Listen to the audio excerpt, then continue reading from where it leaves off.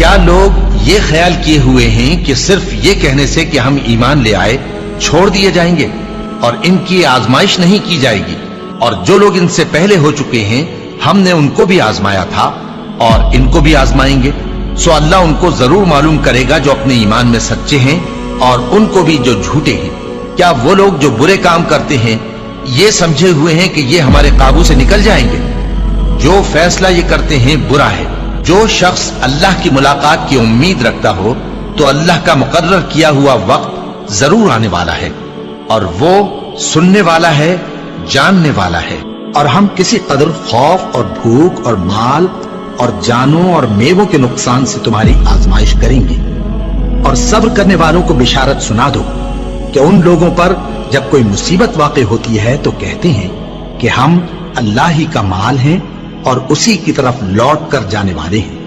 یہی لوگ ہیں جن پر ان کے پروردگار کی عنایتیں ہیں اور خصوصی رحمت بھی ہے، اور یہی سیدھے رستے پر ہیں۔ اور اے پیغمبر، ہم نے تم سے پہلے کسی آدمی کو بقائے دوام نہیں بخشا، بھلا اگر تم مر جاؤ تو کیا یہ لوگ ہمیشہ رہیں گے؟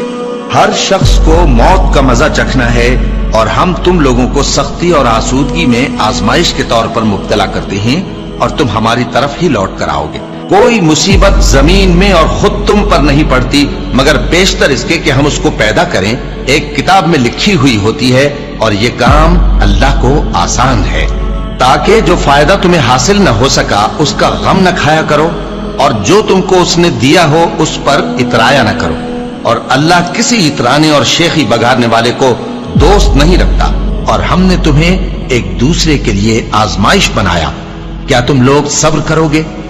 اور تمہارا پروردگار تو دیکھنے والا ہے۔ اے اہل ایمان، تمہارے مال و جان میں تمہاری آزمائش ضرور کی جائے گی، اور تم اہل کتاب سے اور ان لوگوں سے جو مشرک ہیں بہت سی ایذا کی باتیں سنو گے، تو اگر صبر اور پرہیزگاری کرتے رہو گے تو یہ بڑی ہمت کے کام ہے۔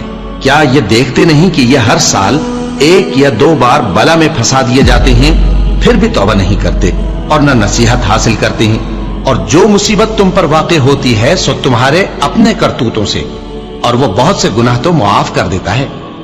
اور تم زمین میں اللہ کو عاجز نہیں کر سکتے، اور اللہ کے سوا نہ تمہارا کوئی دوست ہے اور نہ مددگار۔ کیا تم یہ خیال کرتے ہو کہ یوں ہی بہشت میں داخل ہو جاؤ گے، اور ابھی تم کو پہلے لوگوں کی سی مشکلیں تو پیش آئی ہی نہیں؟ ان کو بڑی بڑی سختیاں اور تکلیفیں پہنچیں، اور وہ صعوبتوں میں ہلا ہلا دیے گئے، یہاں تک کہ پیغمبر اور مومن لوگ جو ان کے ساتھ تھے سب پکار اٹھے کہ کب اللہ کی مدد آئے گی۔ دیکھو، اللہ کی مدد ان قریب آیا چاہتی ہے۔ اللہ کسی شخص کو اس کی طاقت سے زیادہ کا ذمہ دار نہیں بناتا۔ اچھے کام کرے گا تو اس کو ان کا فائدہ ملے گا، برے کرے گا تو اسے ان کا نقصان پہنچے گا۔ اے پروردگار، اگر ہم سے بھول یا چوک ہو گئی ہو تو ہم سے مواخذہ نہ کیجیو۔